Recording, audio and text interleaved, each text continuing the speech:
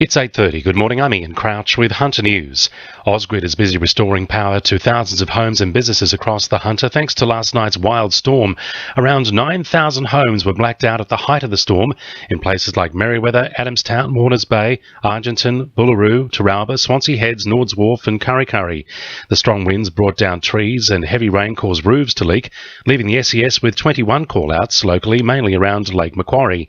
Zoe Allabone from Ausgrid says most customers should be back on the grid soon. We do hope to get power back to most of those customers by about 9 o'clock this morning. It will depend on the storm damage. A lot of trees down on wires, and in some cases the repairs can be more complex.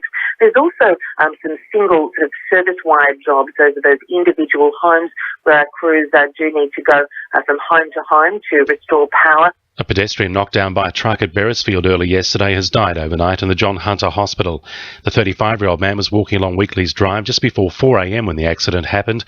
He suffered head and chest injuries as well as a broken arm. Police say no charges are being laid over the incident and a report will be prepared for the coroner. Residents in the Patterson electorate are being urged to nominate mobile phone black spot locations to be considered under round 2 of the Mobile Black Spot program. $60 million has been committed by the federal government to assist in providing new or upgraded mobile coverage throughout the area.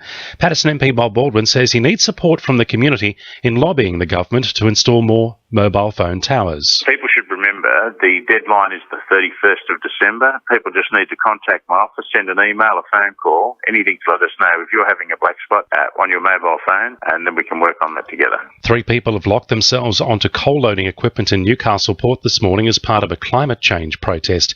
They say they've stopped operations at Port Waratah's Carrington terminal. Dredging work is set to be carried out near the southern entrance of Swan Bay and the Swansea Channel next week in a bid to improve access for boats during the busy holiday period. The state government is also doing a sand tracing study of the area to gain a better insight into sand movement.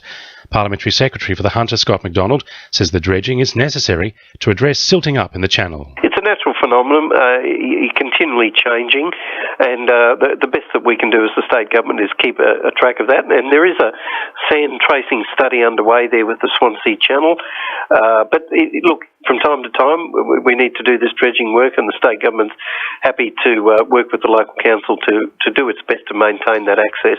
The crew from the Williamtown RAF base are putting on a show today over Newcastle. They'll be performing a low fly past from Nelson Bay to Nobbies at about 1:30, featuring up to 14 FA-18 Hornets.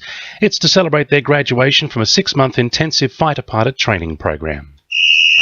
Sport, thanks to our sponsor, Warners Bay Sports Club. Newcastle cricketer Mitch Fox is home safe and well following a tragic car accident in the UK in October, where his Uphill Castle clubmate Ashley Doyle was killed. Fox suffered multiple fractures in his pelvis during the crash and was hospitalised for 5 days. He then stayed with his former West teammate Will Plummer until he was well enough to fly home this week. The 24-year-old says the support he felt from the cricket community was overwhelming and he is hopeful he will be able to play again, but his injuries have ruled him out for this season. The Newcastle Jets are wary of giving away too much of a lead when they face Melbourne City at Hunter Stadium this Sunday. The side played their best second-half football of this season when they last took on the City in round 4, coming back from a 2-0 deficit to win 3-2. The Jets emerged as front-runners early in the season only to drop to 7th on the A-League ladder and will need to play smart against a confident Melbourne City squad to make a comeback. And Hunter Marathon runner Scott Westcott says the stakes will be high at the annual Hunter Track Classic at Glendale next month as the race to Rio kicks into overdrive. That's sport. I'm Emily Crowe. 2 NURFM News Time 26 to 9.